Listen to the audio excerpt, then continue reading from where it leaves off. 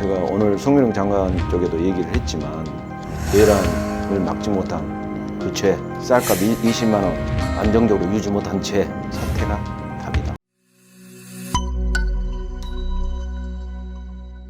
새해는 푸른뱀의 울산. 해라고 하지요. 울산형이죠. 평화와 재생을 뜻한다고 하는데 새해 덕담 인사말 한마디 듣겠습니다.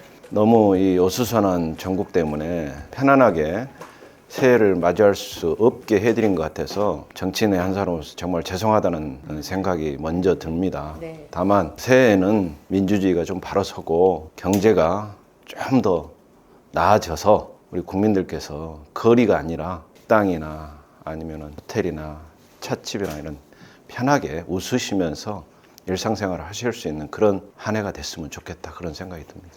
성과가 넘치시던데 의원님의 올 한 해 가장 빛나는 입법 성과는 무엇이라고 생각하십니까?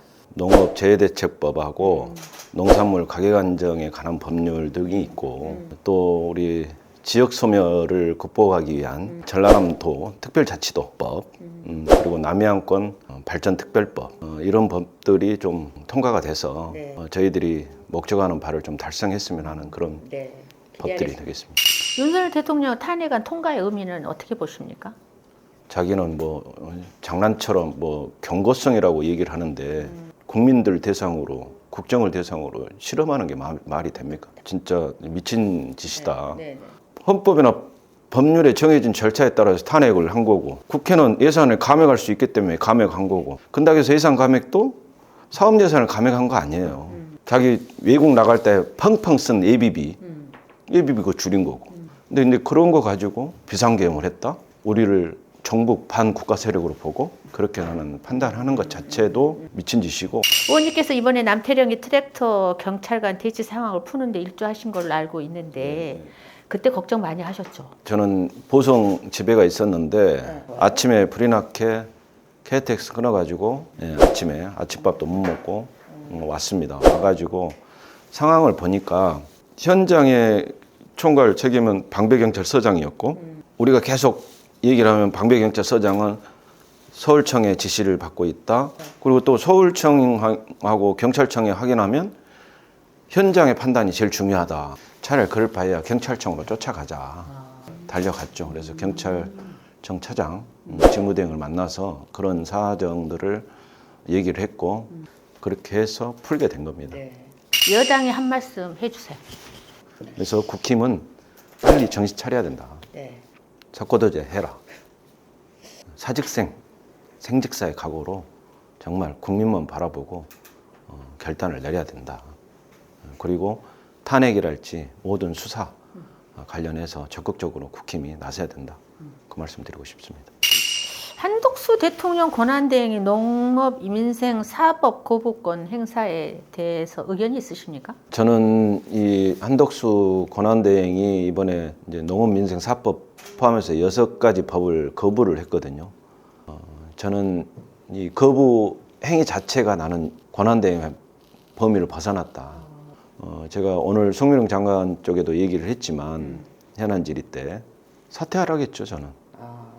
내란을 막지 못한 그 죄, 쌀값 20만 원 안정적으로 유지 못한 죄, 농사용 전기세, 정부가 예산을 세우지도 안 해놓고 우리가 깎은 것이냐 호도한 죄 이런 거를 묶어서 얘기를 해보면 사퇴가 답이다. 넓은 지역구의 주민들을 위한 현안을 한마디씩 제가 뭐 삼행시를 한번 해보라고 하려다가 하나씩 그냥 짧게 넣겠습니다. 공은 대한민국의 우주산업은 메카로 만들어야 되는 게 가장 큰 현안 과제입니다. 보성은 이번에 율포항이 국가어항 예비항으로 지정이 되어 있기 때문에 그 부분이 좀 빨리 국가어항으로 지정이 돼서 개발이 될 수 있었으면 좋겠다. 지금 다목적 농어촌 용수 개발 사업이 상당히 급하고 또 광주하고 장흥 간 이어지는 직행 노선이 빨리 완공되는 게 좀 가장 큰 현안이다.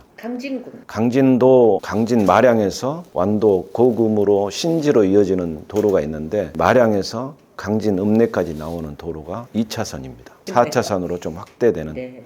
고령화와 인구 감소는 전국적인 현안인데 의원님이 지방 분권형 정책이 또 이건 뭐지 그랬어요. 지방을 저렇게 인구 소멸, 지역 소멸 되게끔 놔둬서는 우리나라는 경쟁력이 없다. 전체적인 국가 시스템이 지방 분권형 시스템으로 가야 된다.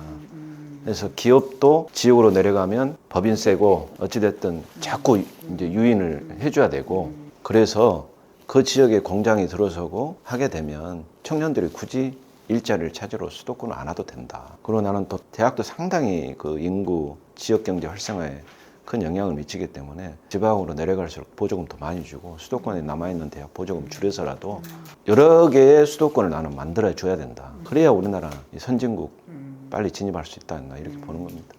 마무리하겠습니다. 2025년 문금주 국회의원은 국민이 확실히 기억하고 칭찬을 아끼지 않도록 하겠다는 말씀으로 마무리를 하겠습니다. 문금주 하면 지방 분권 말이 떠오를 수 있도록 지방을 살리는 정치인, 지방을 생각하는 정치인이 되겠다는 말씀을 드리고, 특히 어려운 농어촌 현실을 감안해서 지속 가능한 농어촌이 될 수 있도록 최선을 다하겠다 하는 말씀으로 국민들께 약속을 합니다.